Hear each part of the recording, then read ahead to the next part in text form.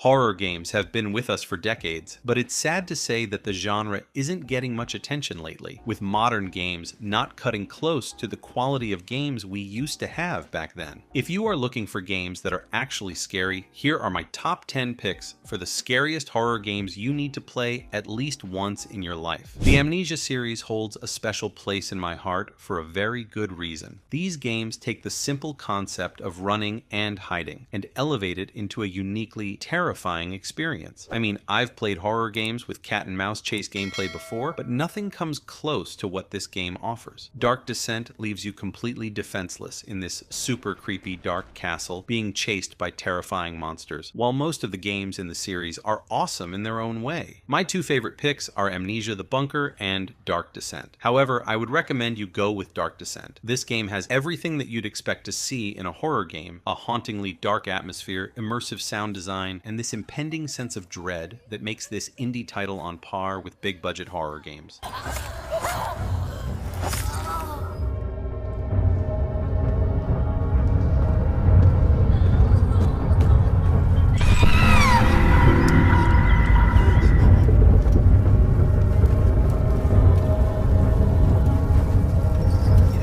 Fair to skip over one of the best horror games of all time, Silent Hill 2. Sure, it's gotten pretty old, but this game offers a psychological horror experience unlike any other. It's emotional and unsettling, and it forces you to dive deeper into the dark side of the human psyche. There's a good chance you've already played it, but if you haven't, you can either jump into this game and see for yourself why so many players love this game, or you can wait for the remake, which is expected to come out soon. If you do decide to play the original game, you won't be disappointed. The visuals may have aged up a little, but the gameplay, combat, characters, and story are just as impactful as it was. It's one of those rare horror experiences that doesn't rely much on cheap scares. Instead, it builds a haunting, immersive experience that sticks with you long after you've finished playing.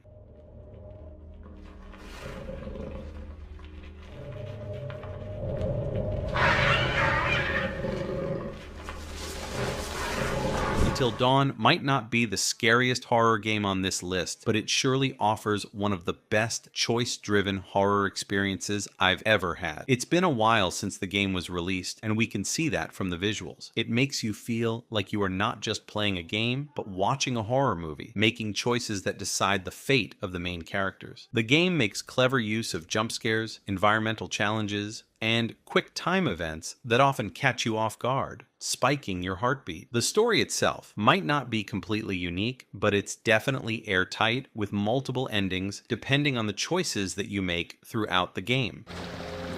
Hey, check out this mask. Ew, why? It's so weird, right? It creeps me out. I think you like it. Oh my god. Ugh, Mike, stop! Resident Evil games come in all shapes and sizes. They kind of play around with every aspect of horror experience, be it action, puzzles, story, or atmospheric dread. While there are many lists out there discussing the best Resident Evil game to play, they mostly focus on the gameplay and story. They hardly talk about the scare factor, which is kind of the whole point of this video. I know most of you will find Resident Evil 7 scarier than Resident Evil Village, but hear me out. The main reason I'm choosing Village is because of the baby segment. Yep, only because of that. A friend warned me about the baby monster in this game, saying it was pretty scary. I wasn't expecting much since I found Resident Evil 8 generally less scary than Resident Evil 7. But wow, that thing freaked me out, especially when I was hiding under the bed. The sounds, the look, everything about it was terrifying. It was easily the most scariest part of the entire game. Props to the developers for creating something so disturbingly effective. I won't be including any footage of this part in the video so you can experience it firsthand, but don't say I didn't warn you if it ends up traumatizing you.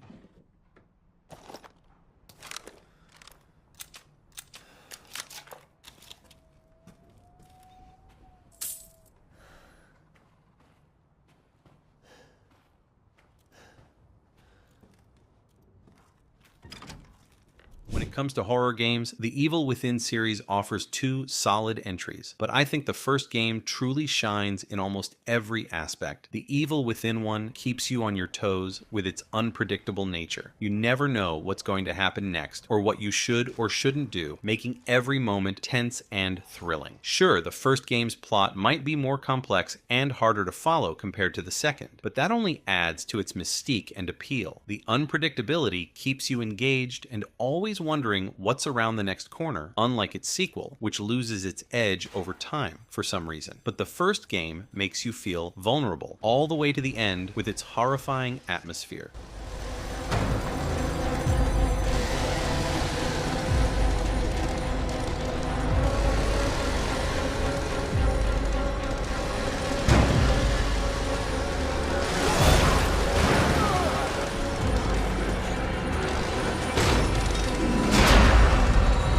Another indie title that definitely stands out, but it's not for everyone. Unlike most horror games that guide you through the scares subtly or not, Visage gives you more than enough freedom to explore and figure things out on your own. This lack of hand-holding can make the game feel a little overwhelming, especially for beginners to such horror games, and that is mostly because of Visage's challenging puzzles, which require a lot of attention and focus, consequently amping up that fear and tension. It kinda takes inspiration from PT, one of the most terrifying horror games ever made, and sadly canceled. Visage is a must-play. It easily has one of the creepiest settings and levels that keep on getting more disturbing as you progress through the game.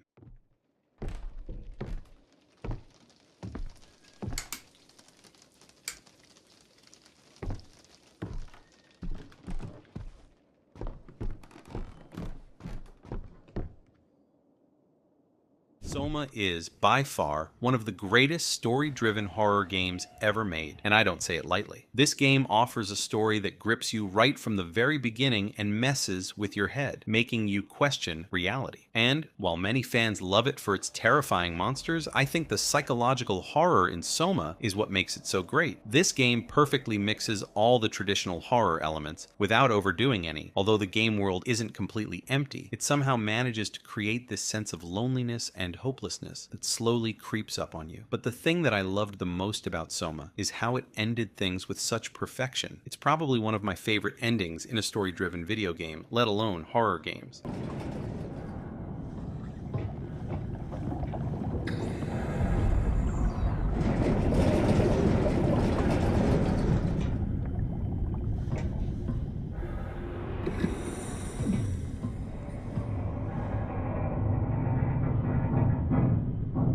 A year or so ago, when I was looking for horror games, I came across this indie title called Madison, which was proven to be the scariest game, scientifically. Of course, I had to give it a shot myself, and, well, it turned out scary enough to keep you on edge, but to be honest, over time, I kind of grasped the pattern in which the game wanted to scare you. It did take some edge off the game, but that might just be me. In this game, you play as this young boy with a camera navigating your grandpa's house, which is old and full of demonic stuff. The game makes great use of environmental dread, with dimly lit areas that would often require you to take pictures to clearly see the passageways and unintentionally capture something peeking out in the distance. The game surely has its moments. That will make your skin crawl, and I definitely recommend you give it a shot if you haven't yet.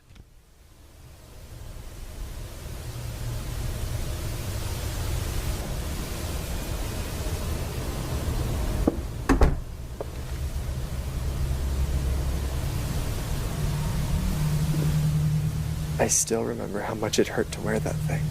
The Outlast series is a masterpiece, and I could easily recommend it to anyone who loves horror. Both the first part and the second part are great in their own way, but the sequel takes the crown for taking the already horrifying experience to the next level. I mean, it has everything from jump scares to heart-pounding chases and nightmarish sounds to claustrophobic environments, but it's the way Outlast 2 uses them that makes it so scary. I've never had a more uneasy feeling than while I was going through the school section of the game. Those parts can easily give you nightmares, but for someone who is claustrophobic, the tight, dark tunnels at the end of the game and the feeling of being trapped is just incredibly intense. Outlast has a reputation for being an unforgettable horror experience, and I couldn't agree more.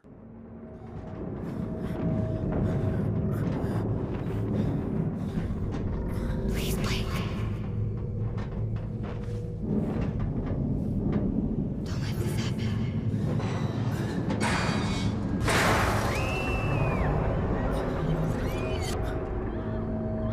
Isolation is a true masterpiece in this genre, and I am pretty sure most of you horror game fans have already played it multiple times. Alien Isolation doesn't play out like a traditional horror game filled with jump scares, but it creates an experience that cripples you with tension. The constant dread of not knowing when the alien will strike keeps you on edge throughout the game, especially when you play it on hard difficulty. And to not make things repetitive, the game eventually introduces areas where you get to evade hostile humans, instead of that creepy xenomorph. It's hard to play this game in one go if you get scared easily. I remember hiding in closets and just praying this alien wouldn't come to check the one where I was hiding. It surely made my heart beat a lot faster. I don't think I've seen many games with an AI as good as this one. It was totally unpredictable and a heck of a lot smarter.